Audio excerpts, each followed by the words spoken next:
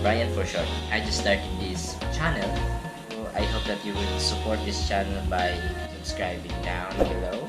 Thank you sa mga magsusubscribe.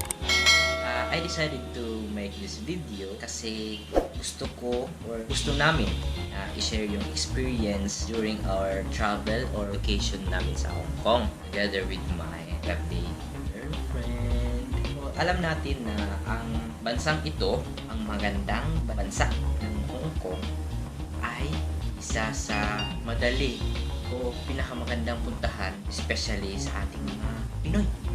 This video, papakita ko yung top spots na pinuntahan namin. Ito ay based lamang sa experience namin na hindi ko sinasabi na ito talaga yung top spots. Ito ang top spots para sa amin. Please continue watching this video until the end para malaman nyo kung ano yung mga lugar o mga spots na free lang. Yeah, you heard it right. Free lang. And before we proceed, make sure to hit that subscribe button para makagawa pa ulit tayo ng marami pang videos in the future. So, keep on watching. So, first on our list is Victoria Harbour. Isa ito sa mga most precious treasures ng Hong Kong. While you stroll along the Victoria Harbour promenade, mai-enjoy mo yung spectacular views Hong Kong's skyline. For me, the best time to visit this place is during night time. Sorry nga pala sa quality ng video because ang kamerang dala ko is GoPro lang, which is not that good sa mga low light situations. So yun nga, mas maganda bumisita dito during night time. They have a show every 8 PM I think, which is the Symphony of Lights. Yung mga building sa katapat na island, nag-iilaw siya, nag-show siya ng mga magandang lightings, which is very nice. So mag-i-enjoy ka dun. And also, pwede kayong kumuha ng magagandang pictures, just like this one.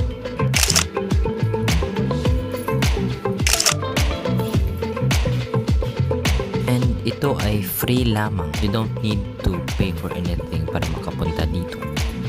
Another area na pwede nyo bisitahin, which is along the Victoria Harbour, is the Hong Kong Cultural Center. You can take photos, which is very good for your Instagram, like this one.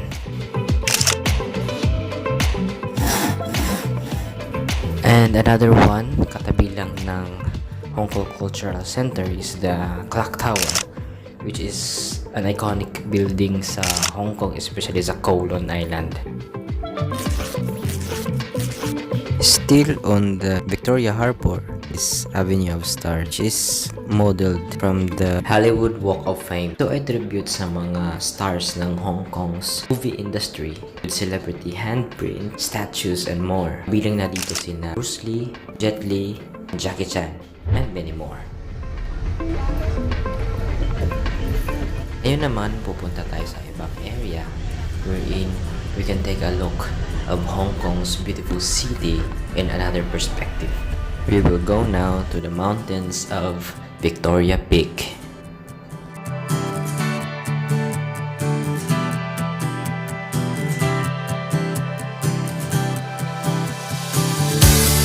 Pupuntahan natin ang pinakamataas na spot ng Victoria Peak, which is on the Sky Terrace. Although meron tong bayad, pero you will get a look of Hong Kong's city in a spectacular view.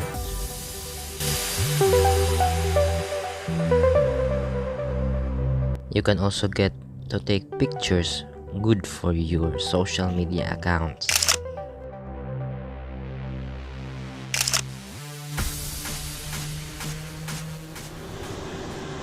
And ito yung sinakyan namin papuntang Victoria Peak, ang Peak Tram.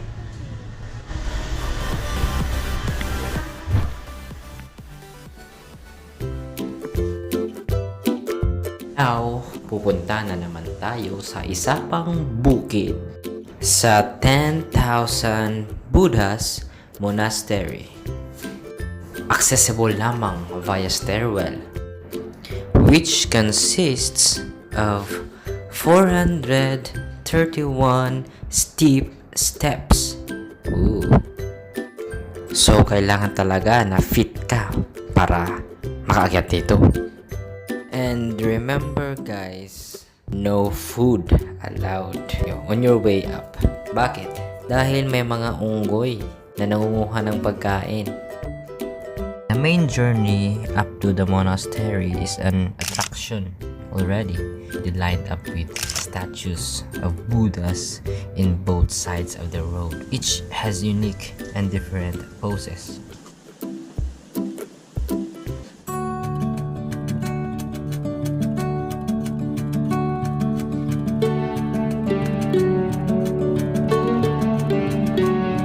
And on the top, there is also one hall which contains maraming Buddha, maliliit na Buddhas, miniature Buddhas, which I believe is made of special stones like maybe gold or something precious, because bawal kumuha ng mga pictures and videos doon na area.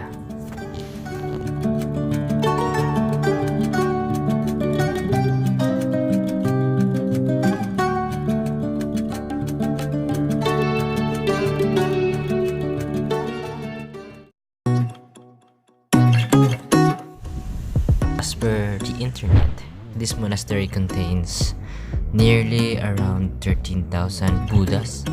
So, ang dami no.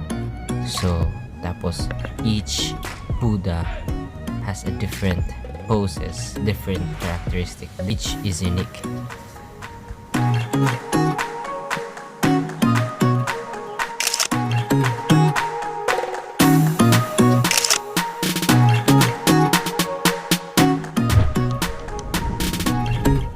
And now, pupuntahan na naman natin isa pang sikat na Buddha sa Hong Kong, which is the Chantan Buddha, or commonly known as Big Buddha.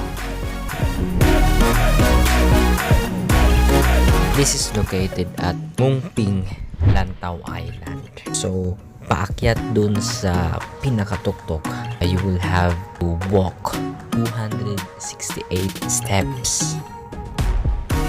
And ang Budang ito ay nakaupo sa taas ng isang lotus with 3 platform altar. It weighs over 250 metric tons. This is open daily from 10 a.m.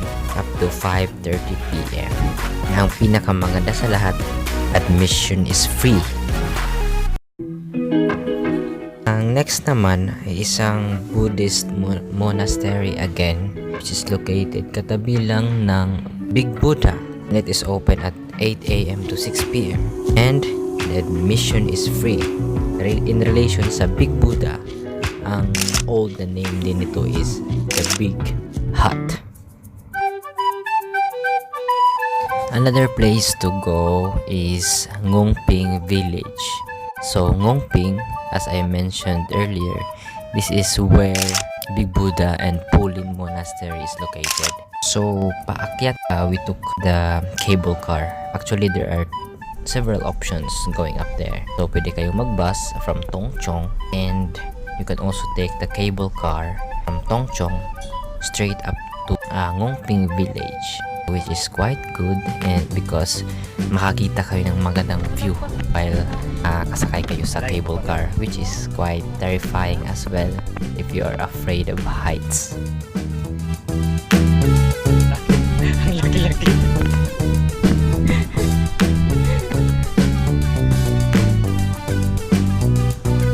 Ito ay isang culturally themed village na merong 600 square meter of shop space at merong malaking piazza between the cable car and papunta dun sa Pulin Monastery.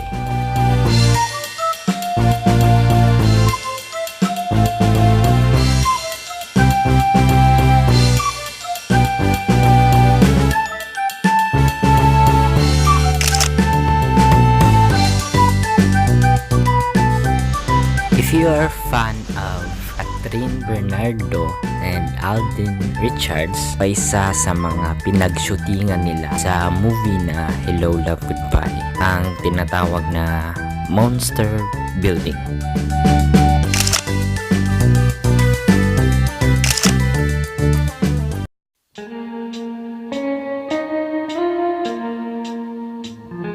Another na naman na sikat na building sa Hong Kong, itong Choi Hong Estate. And ang magandang spot dito ay dun sa ibabaw ng car park na meron siyang basketball court.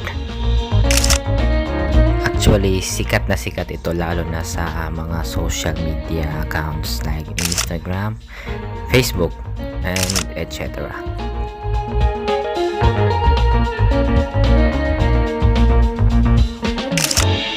So the next one, ito ay isang well-known shrine tourist attraction in HK. So ito ay ang Wong Tai Sin Temple. This is dedicated to Wong Tai Sin itself, or the great immortal Wong. It is famed for many prayers answered. Sabi nga nila, what you request is what you get. Wow. Ito ay isang typical Chinese style temple with the guarding lions sa entrance. May pagoda style roofs, incense urns, and plenty of lanterns, and beautifully decorated pillars.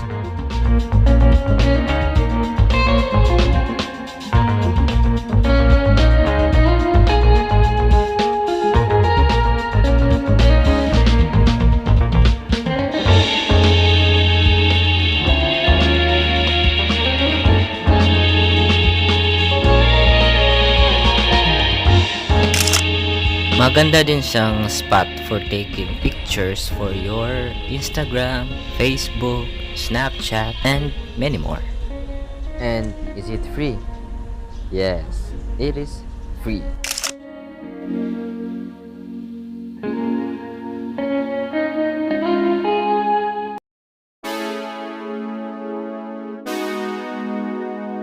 Ang next naman ay isa sa mga pinaka-paborito kong pinuntahan namin. Ito ang Lin Nunnery, isang Buddhist temple. Ito ay a retreat for Buddhist nuns, and ito ay isang traditional Tang Dynasty architecture. Ang building na to, or ang temple na to, ay constructed entirely with cypress wood na walang gamit ang mga pako. Ang ginagamit nila ay isang traditional Chinese architectural techniques that uses special interlocking systems, just cut into the wood, so sa kahoy, hold them in place.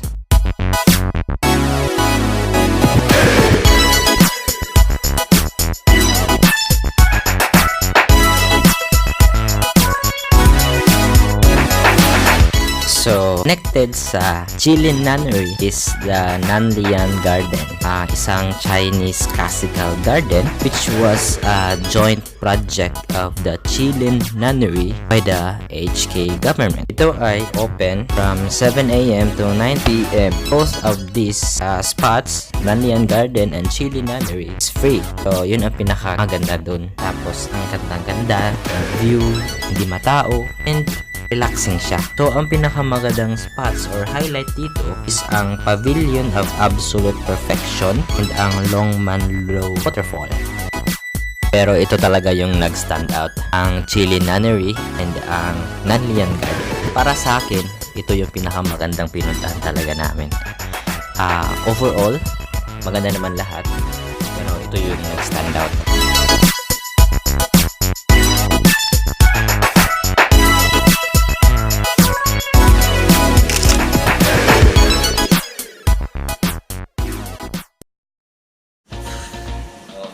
Yun na nga yun guys, yun na yung mga top spots na pinuntahan namin. Actually, marami kami pinuntahan, pero yun ang pinakita ko. Kasi yun yung para sa amin ay maganda talaga. Baka you will be wondering why na hindi ko sinali yung Hong Kong Disneyland, which is well known if sasabihin mong Hong Kong, di ba? Para dyan, gumawa ako ng separate video. Alam nyo naman na, shall we say, kaguluhan or chaos na nangyayari ngayon sa Hong Kong due to the protests and rally. Sa next video na gagawin ko for Disneyland, tatalakayin natin maganda pa ba siyang puntahan. Kasi marami ding mga tao na nagtatanong na okay pa bang pumunta ng Hong Kong? Okay pa bang pumunta ng Disneyland? May mga tao pa bang pumupunta ng Disneyland? Bukas pa ba ang Disneyland? Still ongoing pa ba yung operation nila? O dun sa next video na gagawin ko is masasagot yung lahat ng katanungan. I hope that for this video, nagustuhan nyo yung ginawa ko, and hopefully, sa mga gustong pupunta ng Hong Kong, makatulong ito sa inyo as your reference para sa inyong travel.